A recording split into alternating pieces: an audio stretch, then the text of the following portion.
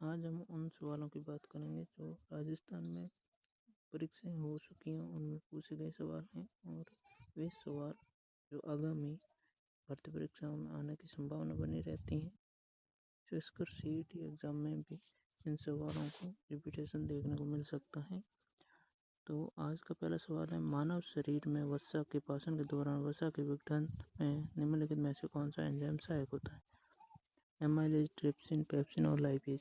इसका सही उत्तर है लाइपेज। एमाइलेज ये कार्बोहाइड्रेट का पाचन करता है और ट्रिप्सिन और पेप्सिन ये दोनों प्रोटीन पाचक एंजाइम है और लाइपेज वसा का पाचन करता है। और एमाइलेज का स्रवण लार से होता है और ट्रिप्सिन का स्रवण होता है अग्नाशय से। ट्रिप्सिन का अग्नाशय से स्रवण होता है, जबकि पेप्सिन का स्रवण आमाशय से होता है और लाइपेज का स्रवण अग्नाशय से होता है। तो इसी प्रकार इसका सही उत्तर हो गया लाइपेज। तो अगले सवाल पर चलते हैं।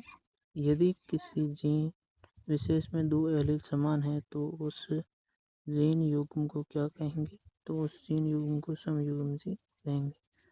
और इसकी बात करें तो समयुग्म जी वे जीन होते हैं जिनके दो एलील समान होते हैं। विषम युग्म जी वे जीन होते हैं जिनके एक, दो या दो से अधिक एलील भिन्न भिन्न प्रकार के होते हैं। अप्रभावी जीन वे होते हैं जो F1 पीढ़ी में अपना प्रभाव नहीं दर्शा पाते हैं। जैसे बौना और लंबे पादप में अगर संकरण करवाते हैं तो उसमें लंबा पादप जो बौने पर प्रभावी होता है और बौना अपना लक्षण प्रकट नहीं कर पाता है। इस कारण बौने के जीन क्या कहलाते हैं? अप्रभावी कहलाते हैं।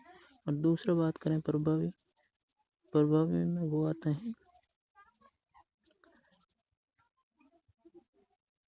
प्रभावी में वो जीन आते हैं जो जैसे कि लंबा एक प्रभावी लक्षण है जो कि अप्रभावी को दबा देता है और F1 पीढ़ी में अपने लक्षण प्रकट कर पाता है।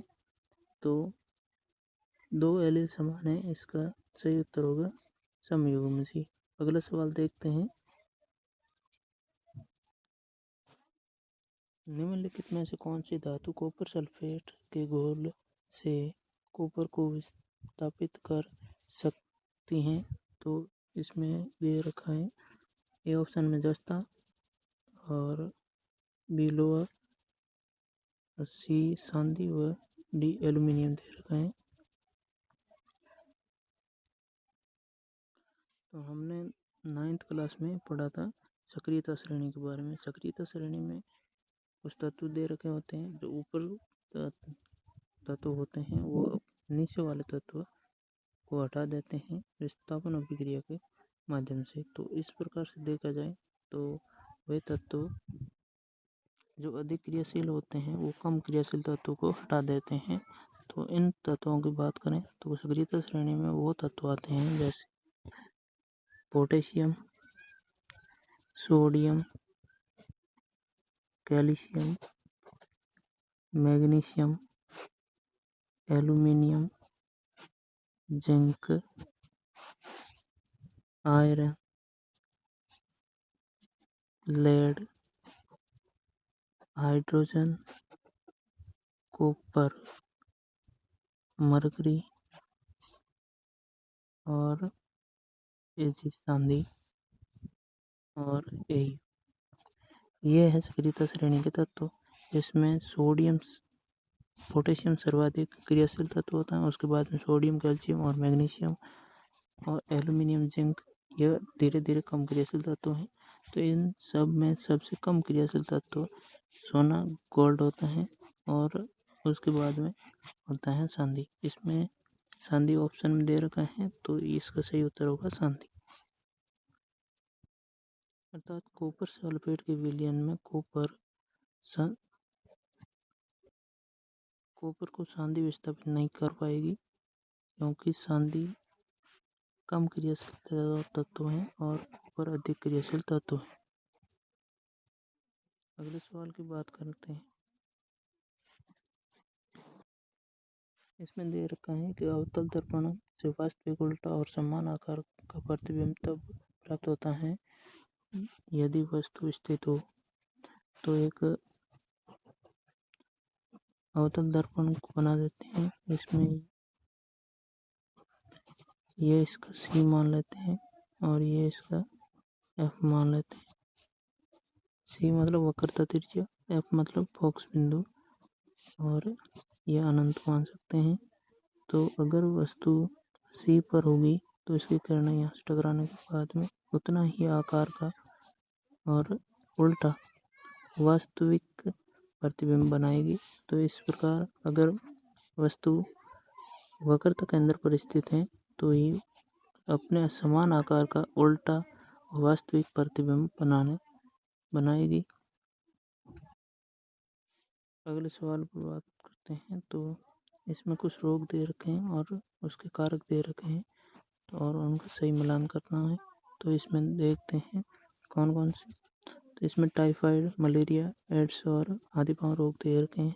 कृमि, विषाणु और जीवाणु, प्लाज्मोडियम, ये दे रखे हैं रोग के कारक। तो इसमें देखते हैं तो टाइफाइड जीवाणु की वजह से होता है।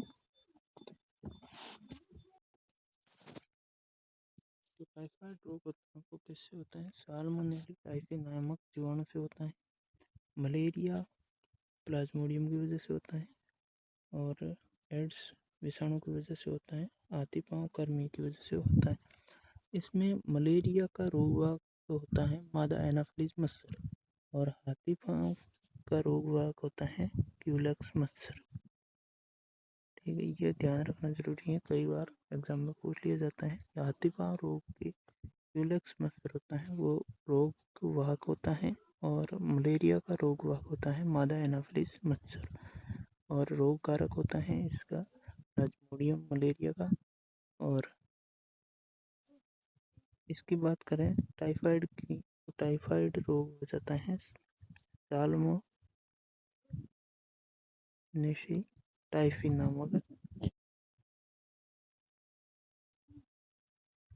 नामक जीवाणु से टाइफाइड रोग होता है। तो इसमें देखते हैं हम कौन कौन से ऑप्शन है। तो A का होगा 3 और B का होगा 4 और C का 2, वह हाथी पांव के लिए 1। तो 3 4 2 1, इसका सही उत्तर होगा डी ऑप्शन 3 4 2 1।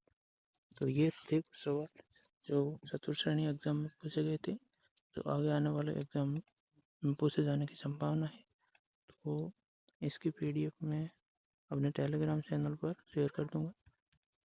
तो अगले अगले वीडियो में मैं और लेके आऊँगा ऐसे ही बेहतरीन सवाल।